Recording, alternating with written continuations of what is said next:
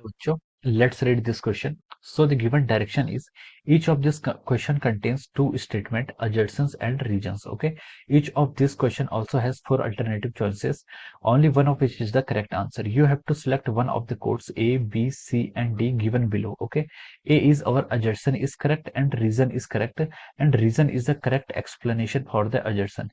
B is our adjacent is correct and reason is correct, and reason is not the correct explanation for the adjacent, and C is our adjacent is correct and reason is incorrect. Okay, and option D is adjacent is incorrect and reason is correct. Okay, so the given adjacent here is kinetic energy of a system can be increased or decreased without applying external forces. Okay, without applying any external forces on the system, and the given reason is this is because kinetic energy can be written as half mv square, so it is independent of any external forces. Okay, तो चलिए बच्चों अब हम इस question को start करते हैं। तो देखिए बच्चों इस क्वेश्चन का आप की कॉन्सेप्ट लिख सकते हैं। The key concept of this question, इस क्वेश्चन का देखिए हम की कॉन्सेप्ट क्या लिख सकते हैं। देखिए यहाँ पर हमें आपको बोला गया kinetic energy of a system can be increase और decrease without applying any external forces on the system. ठीक है, तो here we are talking about the kinetic energy. ठीक है, यहाँ पर हम काइनेटिक एनर्जी की डेफिनेशंस को पढ़ रहे हैं। ठीक है, या फिर हम इसको लिख सकते हैं, देखिए काइनेटिक एनर्जी के बारे में हम यहाँ पर पढ़ रहे हैं, तो हम इसको देखिए यहाँ पर हम इसको वर्क एंड एनर्जी लिख सकते हैं। ठीक है, work and energy is the key concept of this question. ठीक है, वर्क एंड एनर्जी, वर्क और एनर्जी कैसे एक दूसरे में ट्रांसफॉर्म हो सकते हैं वहां पर हमें बताना है। ठीक है, देखिए वर्क एनर्जी क्या होता है आपका, वर्क एनर्जी थ्योरम या फिर वर्क एनर्जी ये कहता है कि work can be converted into energy. ठीक है, अगर आप कुछ वर्क करते हैं तो those work can be store in the form of some types of energy. ठीक है, किसी एक्सटर्नल एनर्जी की फॉर्म में, सॉरी एनर्जी की फॉर्म में क्या होता है वो स्टोर हो जाता है। ठीक है, एनर्जी आपकी दो टाइप्स की होती है, एक एनर्जी होती है आपकी काइनेटिक एनर्जी, एक होती है आपकी पोटेंशियल एनर्जी। ठीक है, एक आपकी काइनेटिक एनर्जी होती है और एक पोटेंशियल एनर्जी होती है। ठीक है, तो जो आपकी काइनेटिक एनर्जी होती है, kinetic energy is associated with the motion of the particle, particle के मोशन से रिलेट करती है।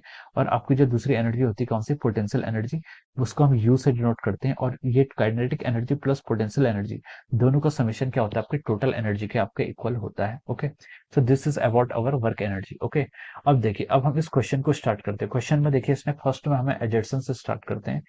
एडजर्सन जो हमें इस क्वेश्चन में गिवन है, एडजर्सन में देखिए लिखा है kinetic energy of a system can be increased or decreased without applying any external forces on the system। ठीक है, तो ये स्टेटमेंट क्या आपका ट्रू है। ठीक है, अगर देखिए आप किसी सिस्टम पर आपका जो एक्सटर्नल फोर्स होता है, समेशन ऑफ एक्सटर्नल फोर्सेस, वो आपका जीरो आता है, तो हम इससे बोल सकते हैं कि उस सिस्टम का आपका क्या है, मोमेंटम कंजर्व है। ठीक है, मोमेंटम क्या रहेगा, कंजर्व रहेगा, या फिर मोमेंटम आपका कांस्टेंट रहेगा। ठीक है, अगर आपका मोमेंटम कांस्टेंट है, ठीक है, लेकिन जो इसके अंदर आपकी काइनेटिक एनर्जी होती है और पोटेंशियल एनर्जी होती है, ठीक है, वो क्या हो सकती है, वेरी कर सकती है।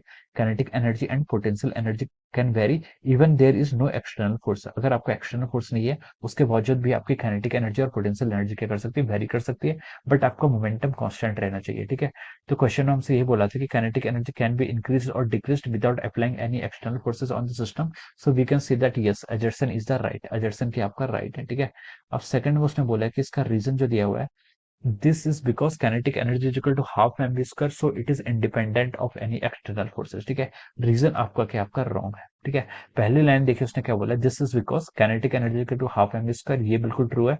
फिर उसने बोला कि so it is independent of an external forces. ठीक है, ये रॉन्ग है। ठीक है, जो आपकी काइनेटिक एनर्जी होती है वो एक्सटर्नल फोर्सेस के कारण भी चेंज होती है। ठीक है, वो सिर्फ अब वो एक्सटर्नल फोर्सेस से इंडिपेंडेंट नहीं होती, वो एक्सटर्नल फोर्सेस पर भी डिपेंड करती है और इंटरनल फोर्सेस पर भी डिपेंड करती है। ठीक है, तो यहाँ से हम बोल सकते हैं कि जो उसका रीजन है वो क्या हो जाएगा, आपका इनकरेक्ट है। ठीक है, लेकिन अजर्सन क्या है इस क्वेश्चन का, आपका राइट है। ठीक है, so we can write down that option C is the correct. ठीक है, ऑप्शन सी में अजर्सन करेक्ट है और रीजन क्या आपका इनकरेक्ट है, so we can write down that option C is the correct answer. ठीक है, यहाँ से हम क्या लिख सकते हैं, आपका जो यहाँ पर ऑप्शन सी होगा, ऑप्शन सी इज करेक्ट। ठीक है, ऑप्शन सी यहाँ से इसका करेक्ट आंसर होगा, so option C will be the right answer of this question। Okay, so I hope you all understood this concept। All the best and thank you so much।